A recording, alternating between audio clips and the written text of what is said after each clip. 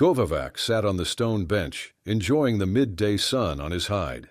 Hot days like this helped him feel just a little younger than his 100 cycles. He looked up at the statue that never failed to move him. He remembers the day it was erected, 60 cycles ago. The excited chattering of the next class drifted down the hall to him.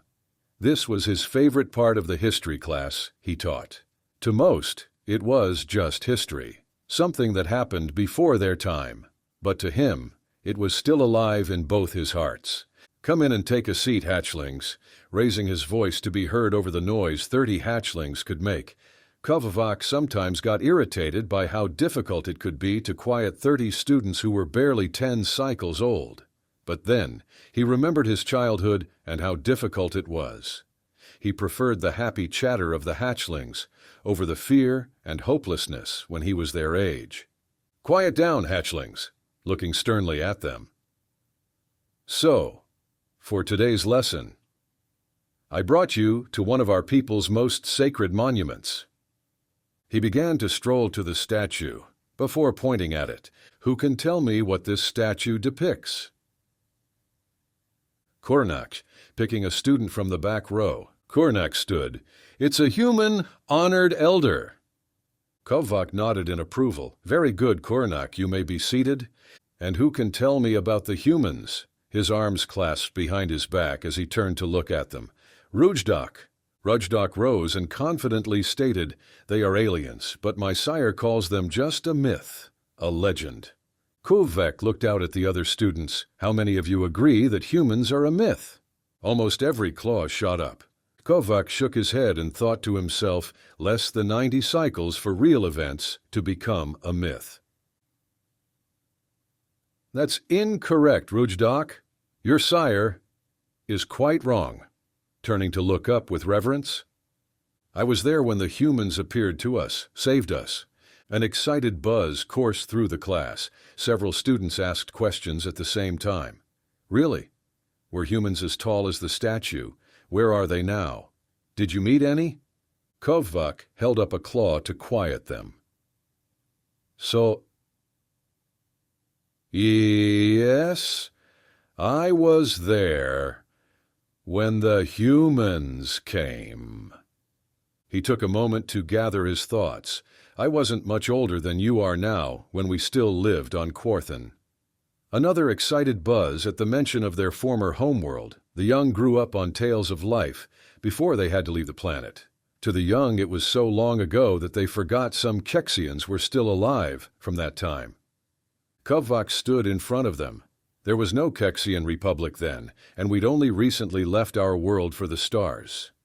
We'd established a few colonies on our moons, but couldn't even explore our entire system yet. My sire was a member of the ruling council of elders. Govavac still felt proud of his sire. "We sent messages to the stars, wondering if we were alone. We made first contact with the Chimerians, and from them we learned of many other races.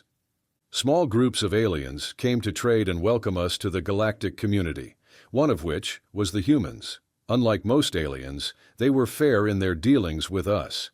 It was one of their laws when it came to interacting with those races new to the stars." Govavac continued, "We traded for new technology, including new tools to examine our system and to explore our world. It was one of these new devices that warned us of the danger building inside our second moon, Pataxurk." As always, a rush of memories came to Govavac when he taught this lesson. "What was the danger?" one of the students exclaimed. Govavac hid a smile as he replied, "I will tell you in a moment, be patient." Pressure was building to an extremely high level, and there was concern it would endanger our science outpost there. Govavac took a breath. "We didn't think big enough that it would crack our moon and send chunks of it to our homeworld. At first, our scientists just studied the changes, but things changed once they saw the fault lines beginning to widen. And then the moonquakes became more frequent, more intense. They sent messages to scientists of various races, and they warned us it was just a matter of sub-cycles before it cracked wide open. And then they told us it would most likely destroy our planet when the huge chunks hit the surface. Our other moon couldn't sustain life. It was just another outpost, Kovac said. Kovac remembered the looks on the faces of the adults, the hushed whispers and discussions about what to do.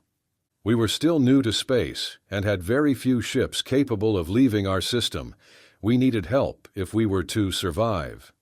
Messages were sent to all the races we'd met. He still remembered his sire's anger, but they either ignored us or offered to rent their ships for an exorbitant amount. A few offered us shelter, but in return, we'd be like slaves for them. Kovac still loathed the Kessenet for that so-called offer. We'd just about given up on help from other races and made plans to get as many out as possible. Kovac enjoyed how engrossed the students were in his tale. We had no idea that someone answered our call, but the humans did. A massive fleet arrived, thousands of ships of all sizes, warships, transports, luxury liners, cargo haulers, and shuttles by the hundreds to move us from the planet to the ships. The humans apologized for taking so long to get there. My sire calculated how long it took to travel from Quarthan to the humans' home system. They'd left less than a rotation after they got our message. Looking at his students' faces, he remembered having that same look of astonishment. Kovac continued. Now humans were known to be efficient, but the level of their preparation was beyond belief. They knew just how many of our people could fit per ship, with our most necessary possessions. Teams of humans worked with our people to dismantle our most important buildings, temples, factories, space launching facilities, monuments, schools, and others were just torn down for the material. Samples of native flora and as much fauna as they could safely catch were taken aboard explorer ships set up to do just that. Surprisingly, they managed to get samples of almost all flora and large numbers of wild fauna. All the wild animals you see in the parks and wild are from our home planet. It still left Kovac in awe at just how much they did in such a short time.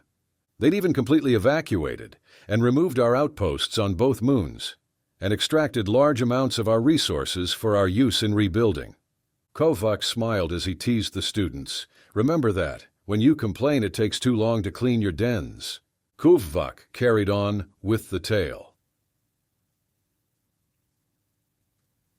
They did this, without stopping, for 10 rotations. They took us to a planet they'd been terraforming for their use, but hadn't occupied yet. We got another surprise when we landed and found another large group of humans had been putting up temporary shelters for us. Holes have been dug to transfer the water from our planet, to save on the time it can take to have enough for all of us and our animals, until the moisture processors can supply enough to create all the lakes and some of the rivers you see now. With this world being much closer to Quarthan, they were able to make multiple trips back and forth. All of our people, except the ones that stayed to help, were transferred here in less than 8 rotations on Quarthan. That would be 6 rotations here. My sire was one of the volunteers and told me they worked until almost the last minute before it happened. Kovac vividly remembers the sorrow in his sire's voice as he described the death of our world. I was with my sire when the Council of Elders met with the humans that had been in charge of the evacuation. Kovac continued. The elders asked how they should repay the humans for their help, and one of them made a joke. He said it was traditional to repay someone with pizza and beer when they help you move. We were confused, but all the humans laughed at that. Kovac followed up by explaining it was a joke. They asked for nothing but our friendship and to not be like the races that refused or tried to take advantage of us. Humans stayed 2 cycles to help us get our civilization in order again. Cities were built, flora planted, and then wild fauna released. Kovac said. They even helped us establish and build a fleet of our ships, not just military, but civilian and exploration vessels. Our warships are only slightly modified from the designs the humans gave us.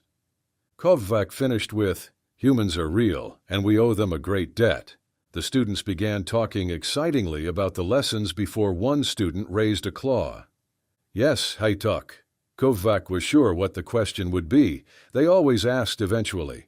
Honored Elder, if the humans are real, then why haven't we seen them? Haytalk queried. They were betrayed, Kovac stated simply. Many of his students gave an audible gasp at this statement. Several students spoke out with questions that all amounted to the same thing: who betrayed them and how? That will be fully explained at a later date, but to summarize. Kovac took a sip from the container of water, where he kept it on his belt. 29 cycles after we arrived on this world, a new race entered our galaxy. They were almost as malevolent as they were powerful, and they announced their arrival by destroying 8 colonies from various races, Kovac said. The only reply they gave to calls sent to them was simply, submit or die. But that was a lie. Kovac took another sip. He always needed fluids by the end of the lessons, from all the talking. He continued, a Berithian colony surrendered to them and they still destroyed it. They enslaved some of the people, but they exterminated others in horrific manners. An object lesson, they said. The humans were furious. The Berithians were a peaceful people and not very numerous, Kovac said. I asked one why they reacted that way, and he replied, we don't like bullies, especially when they target our friends. So the humans called for war against the new race. We didn't even know their name. Kovac shook his head in disgust. The Great Council argued over it. Some assumed they would only attack the lesser races and leave them alone. Others wanted to keep trying the diplomatic route. Others agreed, but would only protect their space. Ourselves and over a half-dozen smaller races answered the humans' call, but we could only muster 60 real warships between us. Where the human ambassador had raged at the more powerful races, he warmly welcomed us to join the effort. The only one of the most powerful races, the Kithranka, promised support, but being on the other side of the galaxy, it would take some time to get a fleet to human space. It was at this point that the human ambassador shamed the rest of the council by saying they didn't need them, they'd just be in the way, and promptly exited the chambers with us joining him. Kovac kept on with the story.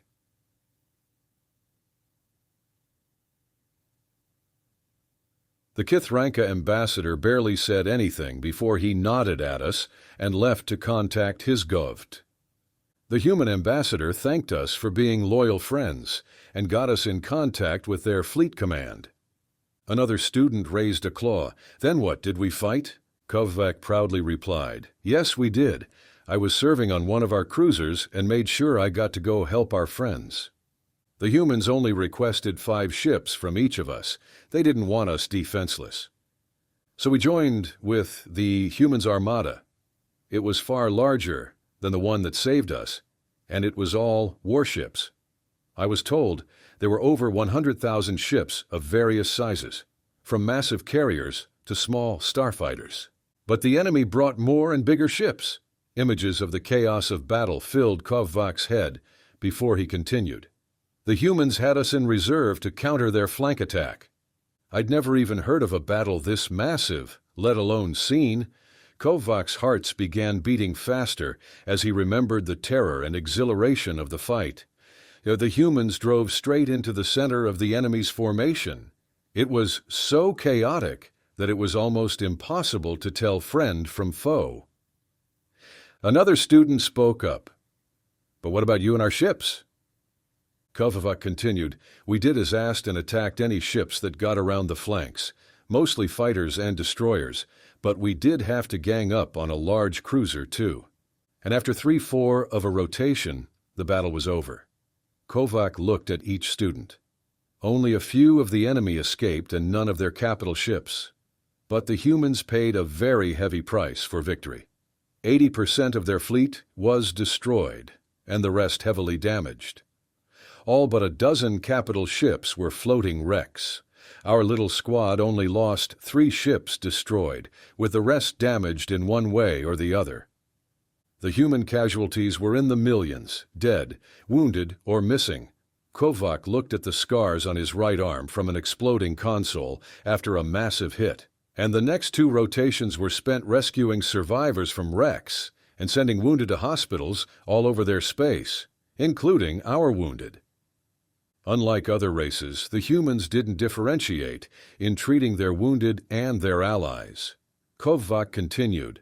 Aside from the Zathreks, we went to the same hospitals as their wounded. The Zathreks could only go on a special hospital ship that would take them home since their biology made it difficult to treat in a standard human med facility. But the humans treated them as a priority to get home. A small Kithranka fleet arrived a rotation after the battle. Only 25 smaller ships that had been on convoy duty were much closer than the home fleets. They were sent ahead of the others. Is that how they were betrayed? That the others didn't show up? A student named Polenka asked. No, the enemy did not take their defeat lightly, and they launched anti-matter torpedoes into the stars of systems inhabited by human colonies. Even the humans' home system was targeted, and their cradle world was destroyed, Kovvak replied, unable to keep the sadness from his voice. The betrayal came from one of the races on the council, either scared of the enemy or angry at the humans that relayed the location of all the humans' major colonies. Another student, Zen Aidshi, asked, "Who did that?" Kovvak answered, "We don't know, but since the location of one of the destroyed human military bases was known only to less than a dozen races, someone gave it up." So that killed all the humans? Kovvak didn't see which student asked. No, less than 1 million humans survived, on a few minor colonies and stations, Kovvak continued. They spent the next 10 cycles rebuilding their military and constructing 5 massive motherships. The humans wanted revenge, and they were going to find the enemy's space and finish what they started. Kovvak took another sip, and so all but a few humans left this galaxy to take war to the enemy. The ones that stayed all died eventually, so we built this statue to remember them and their friendship with us, Kovvak finished. And now, my inquisitive little hatchlings, the lesson is over, and it's time to go home.